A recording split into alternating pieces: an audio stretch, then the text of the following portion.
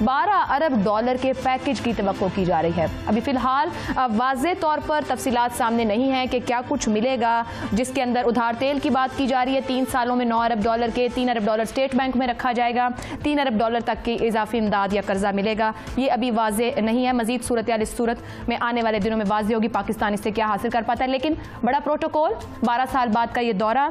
इमरान खान का ये है, यही चैलेंज है, इसीलिए उसके पीछे लोग आए थे कि भाई हमें दौलत की डिस्ट्रीब्यूशन चाहिए। क्रिएशन पूरी दुनिया में हो रही है, इंडिया 7-7.5% पे ग्रो कर रहा है, मगर वहां की हालत यह है कि सब सारण अफ्रीका से गलीज हालात। अभी तक लोग ऐसे ट्राइब है जो चूहे खा के जिंदा है इंडिया में। और आज की जो इन्वेस्टमेंट है, मैं इसका भी आपको बता दूं, आज $1 जो इन्वेस्टमेंट में आता है अपने साथ 14 से 20 डॉलर वापस लेके जाता है। आज की इन्वेस्टमेंट का कैरेक्टर पीपल फ्रेंडली नहीं है, प्रॉफिट फ्रेंडली है। माल से माल निकालते हैं और हमारी खाल खींची जाएगी।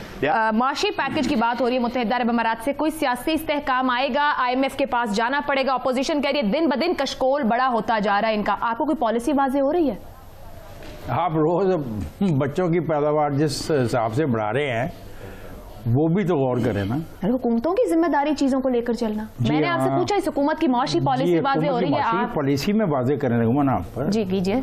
पैसा आप कितना भी भीख से ले आए कुछ नहीं बनेगा, डिफॉल्ट ना हो जाए कहीं। कोई अभी पॉलिसी 5 महीने में नहीं आई कि हम ज़राअत के सेक्टर से ये तरामीम करके, ये बेहतरियाँ करके इतना पैसा कमा सकते हैं। और हम कशकोल लिए फिर रहे हैं, कशकोल लिए फिर रहे हैं, भागे फिर रहे हैं लोगों के पास। मैं कहता हूँ पैसा अगर आ भी गया तो ये किसी इंडस्ट्री के लिए तो नहीं आ रहा ना, इससे कोई जॉब्स तो नहीं क्रिएट होंगी। ये तो आप कर्जों की अदायगी के लिए पैसा ला रहे हो। इफ्तिखार साहब, फारूक सलीम साहब कहते हैं 1 बिलियन सऊदी अरब से आया, 16 दिन में खत्म। दिसंबर में फिर 1 बिलियन आया, 16 दिन में खत्म। सही कह रहा है, देखें वो सही कह रहा है। देखें ना, इस हकीकत को तस्लीम करने में हम देर कर रहे हैं। मुझे तो भाई PTI से कोई उम्मीद नहीं। बेचारा मामले को चलाने के लिए, डिफॉल्ट से बचने के लिए हर रोज कहीं पे चप्पल पहन के फिर रहा होता है, वो फिरता रहेगा। डिफॉल्ट से बचने पॉलिसीज तो मुल्क के अंदर बनेगी ना, बाहर से आने वाली इन्वेस्टमेंट को भी ट्रस्ट तो यहाँ पे दिलाना है कि हमारे यहाँ कानून अमल दरामद है, आपको कुछ मिलेगा। ट्रस्ट कैसे आएगा? जब ये गवर्नमेंट आई जून में, $12 बिलियन जैसे भी हालात थे, स्टेट बैंक के पास $12 बिलियन थे। आज $7 अरब हैं इनके पास। उसके बाद वो चाइना से 2 अरब, वो कहाँ पे गए? जिस तरह आपने कहा सऊदी अरब से 1 बिलियन आया, वो कहाँ पे गया? एक बात मैं आपको बताऊं कि जो जनरली जो इफ्तिखार साहब ने बात की, मैं इससे एग्री करता हूं कि देखें, इस वक्त मेरा ख्याल है कि जब तक पॉलिटिकल स्टेबिलिटी, अगर आपने मुल्क की इकॉनमी बेहतर करनी है तो आपको पॉलिटिकल स्टेबिलिटी रिक्वायर्ड होगी, वरना जितना भी आपको इमदाद कर दें, सऊदी अरब कर दे, UAE कर दे, चाइना कर दे, आप 1 साल गुजारा कर लेंगे, 1.5 साल कर लेंगे, फिर आपके हालात वही होंगे, बल्कि बहुत ख़राब हालात होंगे। और फिर दोबारा आप जाएंगे, उनसे पैसे मांगेंगे, वो आपको पैसा नहीं देंगे। मेरी सिर्फ एक दरख्वास्त है जो मैं बार बार करता हूँ डिफरेंट पॉलिटिकल गवर्नमेंट से, कि जिसकी जो भी सियासी पार्टी हो, देखें इस मुल्क में हमें चार्टर ऑफ इकॉनमी चाहिए, इस मुल्क में हमें चार्टर ऑफ गवर्नेंस चाहिए, इस मुल्क में पार्लियामेंट के थ्रू। और ये रुझान मैंने जो इस गवर्नमेंट में सबसे बड़ी खामी देखी है, भाई गवर्नमेंट्स तो प्रोवोक करती ही नहीं है अपोजिशन को। वो तो कहती हैं अपोजिशन खामोश रहें ताकि स्मूथ सेलिंग हो, आप आराम से गवर्नमेंट करें, अपनी गवर्नमेंट को चलाएं। यहाँ पे तो हर रोज चोर डाकू। और एक और बात मैं सईद साहब ने भी चूंकि हवाला दिया था, देखें, और आपने भी चूंकि हमारा करप्ट लोग यहाँ से पैसे, देखें हमारे यहाँ एक बात बहुत बड़ी जो खामी है कि जिस शख्स के पास पैसा है हम समझते हैं वो चोर है, वो डाकू है। देखें ऐसा नहीं है, लोगों को पैसा कमाने दें, हर कोई चोर चक्का डाकू नहीं होता। ऐसे हालात मुल्क में पैदा करें कि लोग खुद आए, बाहर से ला के पैसा यहाँ पे इन्वेस्ट करें। इमरान खान की बहुत बड़ा जो स्ट्रेंथ थी वो ओवरसीज पाकिस्तानीज थे, लेकिन मुझे बताएं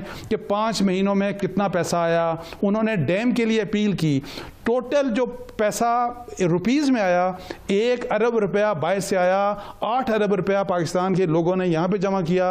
और हालांकि इमरान खान की बहुत बड़ी गुडविल है, इसके बावजूद तो मैं ये कहूँगा कि political stability is must. Economy को अगर आपने ठीक करना है तो सियासी इस्तेहकाम, जिस तरह अंसार साहब आपकी सारी गुफ्तगू पर एक सवाल मुझे आपसे पूछना है, जिस पर PTI की हुकूमत को बार बार कहा जाता है अपने सियासी इस्तेहकाम। यकीनी तौर पर सियासी इस्तेहकाम के बगैर कुछ नहीं हो सकता। प्रोग्राम के पहले हिस्से में मैंने भी इस पर कहा कि सियासी इस्तेहकाम जरूरी, पर क्या हुकूमत की नीयत पर, जिस पर कोई शक किसी को नहीं है, काबिलियत उस बराबर आ खड़ी होगी? क्योंकि मामला यहाँ काबिलियत का बना हुआ है। आप जो बातें खुद कह रहे हैं, आपको इस हुकूमत में वो काबिलियत नजर आती है वो सब कुछ डिलीवर करने के लिए?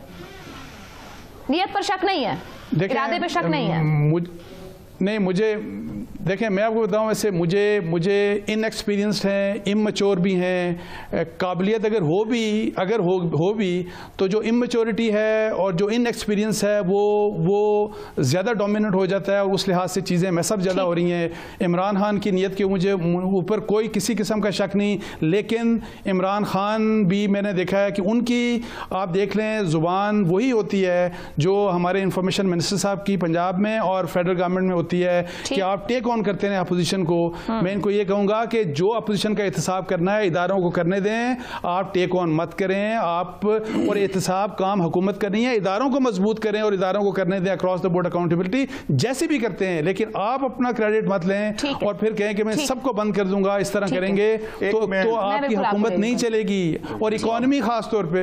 ठीक है, जवाब अर्ज करना चाहता हूं। पहली बात तो यह है कि जो लोग यहां पैसे बना रहे हैं, सियासत पर भी उनका कब्जा है और मैशत पर भी उनका कब्जा है। उनका इस मुल्क पर इतना एतबार है कि वो अपना पैसा यहां रखने को तैयार नहीं है। जिन्होंने यहां इकोनॉमिक स्टेबिलिटी करनी है, जिन्होंने सियासी जो है वो क्या मोची नाई टांगे वाला या मेरे जैसा जो पाटा पुराना साफी जो है वो दौलत, हम तो दौलतमंद लोग नहीं है। दौलत जिन लोगों के पास दौलत है, उन्हीं के पास सियासत है, उन्हीं के पास ताकत है, उनके हाथ में रियासती इदारे हैं, फौज के जो जर्नैल वो अपॉइंट करते हैं, वो असेंबलियों में बैठ के कानून बना सकते हैं। क्या वहां पे कुछ टांगे वाला बैठा हुआ असेंबली में? असेंबली में कौन सा तबका बैठा है? ये इन पैसे वाले बैठे हैं। ये वही बैठे हैं जो 16-16 बिलियन, इनका अपने मुल्क और अपने निजाम पर एतमाद का ये आलम है कि ये जिस मुल्क पे हुकूमत करते हैं वहां अपने 4 टके रखने पे तैयार नहीं है। इस मुल्क पे इनको एतमाद नहीं है। मैं कहीं नहीं जा सकता, कोई नहीं, इफ्तिखार साहब कहीं नहीं जा सकते। हमने यहां रहना है।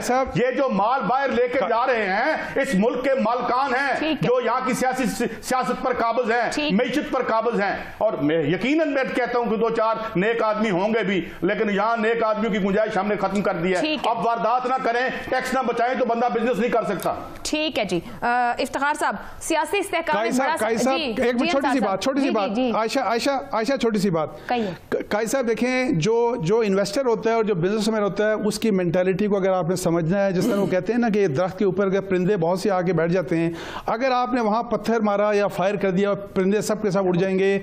इसलिए मैं आपको बताऊं कि उनको अपने बिजनेस के साथ इंटरेस्ट होता है, इन्वेस्टमेंट अपना दाना चुगने आएंगे, वो मेरे लिए नहीं आएंगे। यहाँ पे चाइना आएगा तो मेरी खाल उतारने के लिए आएगा। इसीलिए 1994 में बिजली बनाने आए थे, मेरी बिजली छीन ली उन्होंने और मेरे हाथ में मोटा सा बिल पकड़ा दिया। ले लूं इफ्तिखार साहब से। जी अंसार साहब मुकम्मल कीजिए। मैं ये कह रहा हूं कि अगर आप उनको बिजनेस नहीं करने देंगे, लोगों को जो लोकल बिजनेसमैन हैं उनके भी बिजनेस नहीं करने देंगे, तो आप नौकरियां कैसे पैदा होंगी? इन 4-5 महीनों में हजारों लोग, मैं आपको बताऊं, उनको बेरोजगार हुए हैं। आप रियल एस्टेट का बिजनेस देख लें, जो काई साहब ने खुद कहा, कार इंडस्ट्री को देख लें, तमाम बिजनेस ठप है इस वक्त। मैं इफ्तिखार साहब जाना तो मुझे किसी और रुख पर था, लेकिन हम यहाँ सियासी और माशी इस्तेहकाम में फंसे। मुख्तसर मुझे कहिएगा कि हमें माशी इस्तेहकाम सियासी इस्तेहकाम देगा या सियासी इस्तेहकाम मैशत को इस्तेहकाम देगा? क्योंकि ये आप खुद कह चुके पॉलिसी कोई वाज़ेह नहीं, तो फिर क्या कर रहे हैं? ये दोनों एक दूसरे के एक सिक्के के 2 रुख हैं। और मैं फिर आखिर में जब मुझे मौका मिल रहा है, खुदा रसूल का वास्ता सियासतदानों, तुम अपने पैसे बचाते बचाते मेरे मुल्क को ना डूब देना। मेरा मुल्क डूब रहा है। इतना पैसा भीख में नहीं मिल सकता जितना हम मांगते फिर रहे हैं। एक स्टेज आ जाएगी, लोग कहेंगे हम नहीं देने को तैयार, फिर ये निज़ाम जो है ये बहुत उस हालत में पहुंच जाएगा कि फिर इसको बचाने के लिए पता नहीं किस भाव पाउंड बिकेगा, किस भाव डॉलर बिकेगा, किस भाव बिजली बिकेगी।